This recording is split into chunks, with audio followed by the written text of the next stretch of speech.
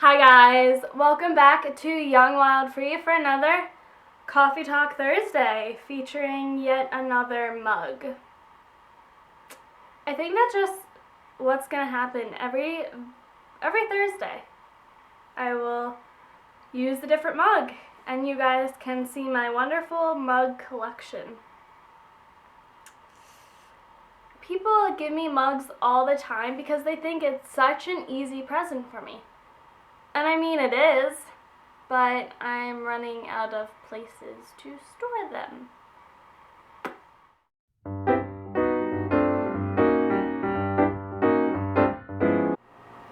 I don't know if you guys know this, but this week is National Eating Disorders Awareness Week.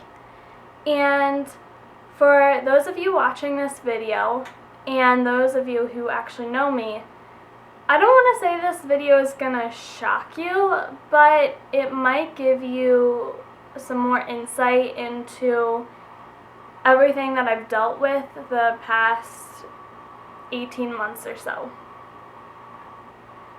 And so I'm gonna talk about my eating disorder.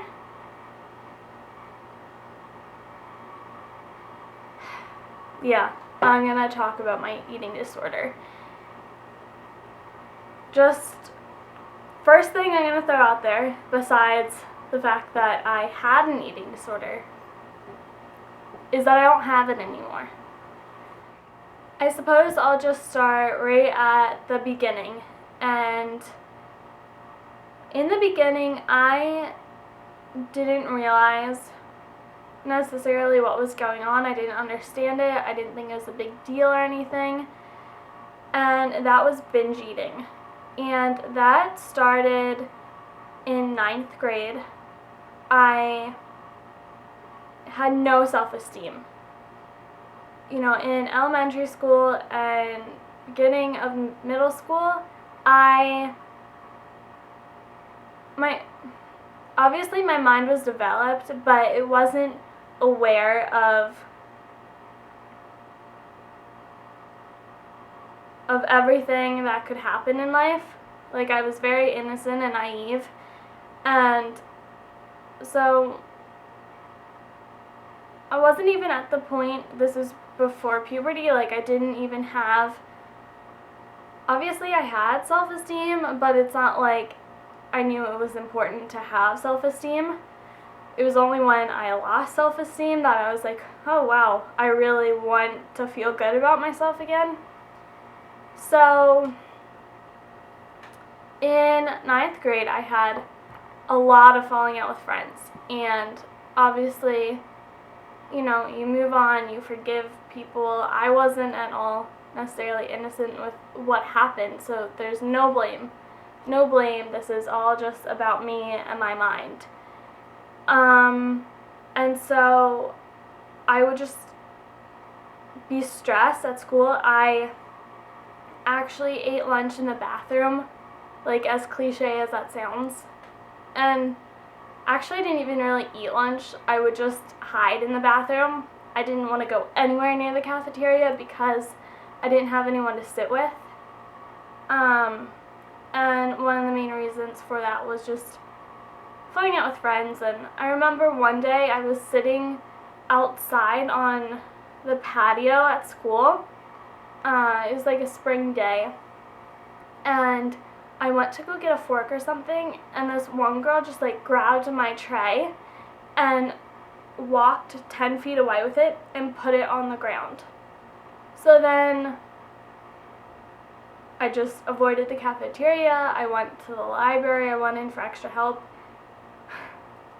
In a journal, I actually, I believe this happened beginning of March, maybe late February, and I just wrote down, like I listed out the weeks, and I was like, how to avoid the cafeteria, how to get through the rest of the school year. It was miserable. And so I had a lot of anxiety, and I didn't know how to deal with it at first.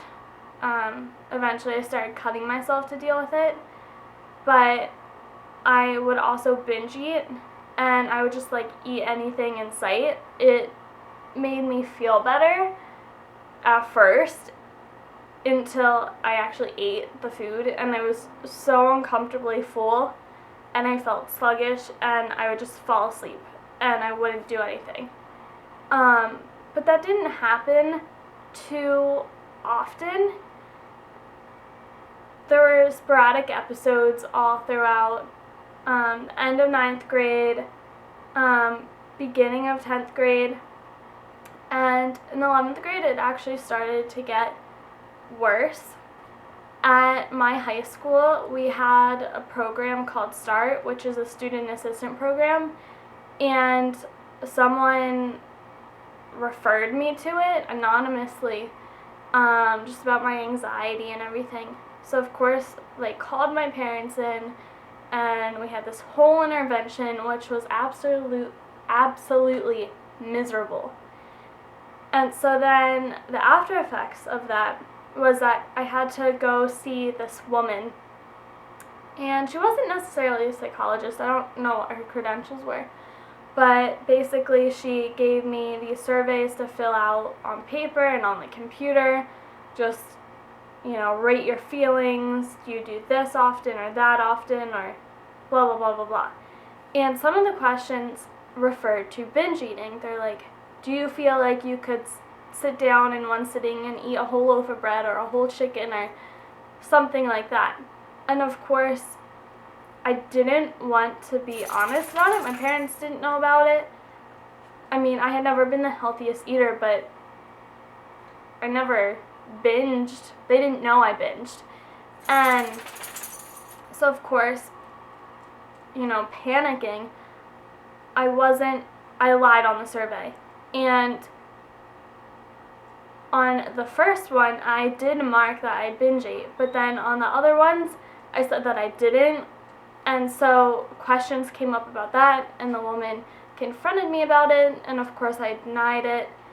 I didn't seek any further help. I didn't start going to a psychologist or anything. And then junior year ended, the summer went by okay, and in October of senior year, I had asked for help from a teacher at school, and of course I was referred to START program. So basically, I was proactive this time, and I said, hey, I'm cutting and I want to stop. But it didn't have to do anything with binge eating. I hadn't thought about it because my cutting got so bad. And then once I got help with cutting, and I couldn't do that. All my razors were taken away. I didn't want to do it. I was just really trying not to. But there was a void. Like, I needed something to fill that. And so binge eating started to creep back up, and I told my school counselor about this, and he thought it was good that I was recognizing it as sort of a filler replacement.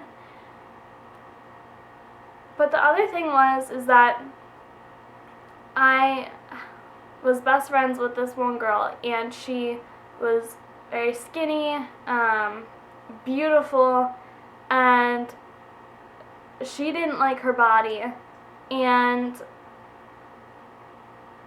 I was comparing myself to her. I felt fat standing next to her, and I was never fat per se. I was a little chubby at some points, to be honest. Like, I'm 5'3", and at my heaviest I was 135, and at my lightest I was 115. And so right around this time last year, I was my heaviest, and standing next to her in a picture, like, I felt awful about it. Just, she would complain about her body, and I thought, well, if she's unhappy with her body and she's so skinny, so much skinnier than me, like, there's totally something wrong with me. I'm a freaking cow next to her. And I still binge ate, but Then it got to the point where if I binge ate, I would go days and days and days without eating, or like eating bare minimal, and just drinking so much coffee. So much, just to curb my appetite. Like, I would just go to the coffee stand at school during lunch, and the most I would get is a latte, which is terrible. I was depriving my body of so many nutrients, and I didn't really want to stop because I felt fine. I felt like I was getting by with just on coffee and caffeine and adrenaline. And I was totally destroying my stomach and my body. My anxiety got so much worse because of it. And so then I did start eating again, and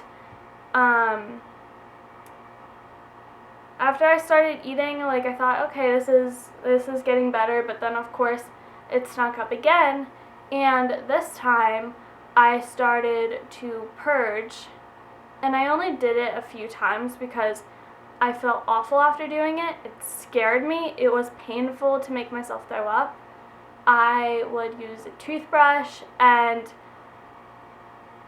it was awful, and I was like, after doing it 3 or 4 times, I was like, I'm done. Like, I can't do this. And so I never got help with an eating disorder because in my mind, it wasn't severe enough to go get help.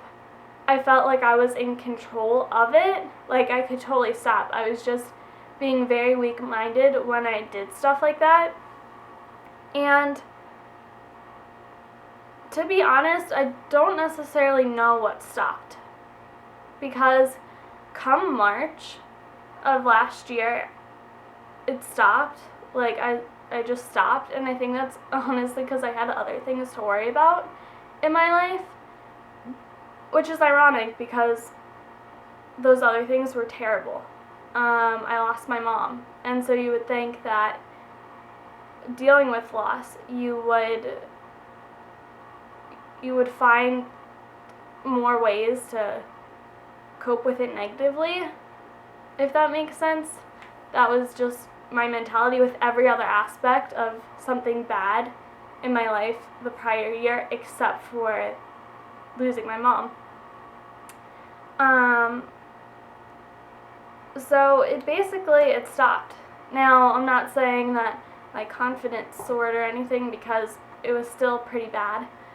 Prom, I felt awful. I felt so fat compared to all of the girls in their dresses. And baccalaureate, I felt like just bad. I went up and I performed a poem, which was totally awesome. But then I got a picture with my friend that I mentioned earlier, who's really skinny. And to this day, I just look at him and I feel like I was her duff. Not saying she had a duff, but, you know, I was designated ugly fat friend, even though she didn't view me that way. I viewed myself that way. And sometimes I still view myself that way, which is awful. Graduation, I mean, at first I thought I looked good, but reflecting on the pictures, I guess it's because I have lost weight in a very healthy way since then that I'm like, oh wow, I was actually kind of chubbier then. So I feel like once I got out of high school, all of that went away. Like, terrible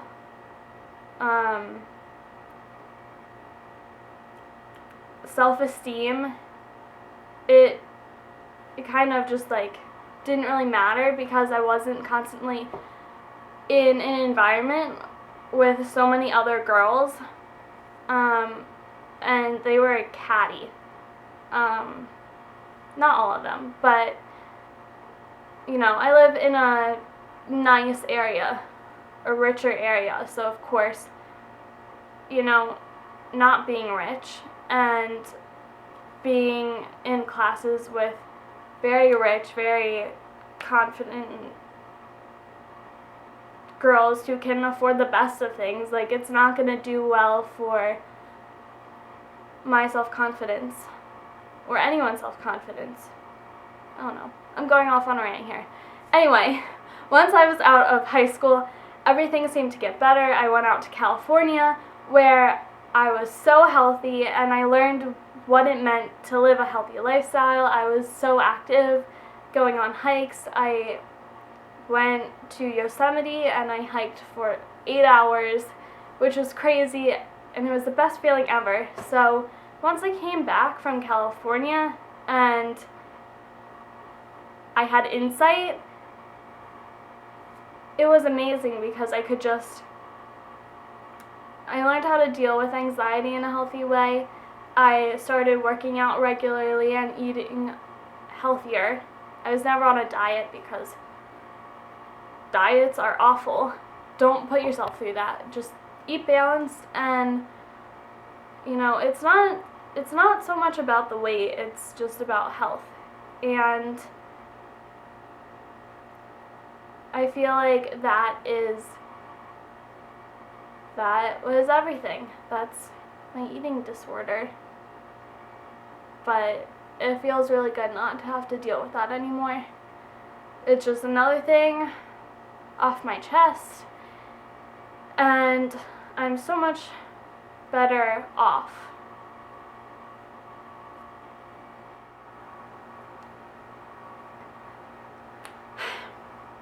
Before I wrap up this video today, I would just like to give any of you guys interested another challenge to participate in, and it's all about spreading positivity because that's what we need most in today's society. So many girls and guys lack self-confidence and they have low self-esteem, and they need to be reminded that they're important. Whether it's someone you know or yourself, just know that you're worth it and you're beautiful inside and out, no matter what the magazines say or what the TV and movies portray. Whether you're a size 0 or a size 16, you're beautiful. Whether you have acne or clear skin, straight teeth or crooked teeth, you're beautiful and you need to know it. This is a 2-part challenge, and the first part is that every day this week, or for even longer, every time you pass by a mirror, please just compliment yourself on at least one thing. Because I promise you there is something good about you, and it is your job to discover it and then flaunt it. And the second part is that whenever you pass by someone, once a day, compliment them and then ask them to pay it forward. Tell them about this challenge. I didn't make this challenge up. Someone else did, but I think it is fantastic. Pay it forward not only to yourself but others in the community. Spread positivity, spread love, spread acceptance. And if you guys can do that, I would absolutely adore you for it. And I will see you guys back here next Thursday for another Coffee Talk Thursday. In the meantime, besides the challenge, if you guys could subscribe, I would love you so much for it. It would make me very happy. And that way you could see all the other advice and challenges I give you guys. Alright, have a great week, guys. Bye! My first piece of advice for you guys is that if you see something online or on social media that rustles your jimmies, just disconnect.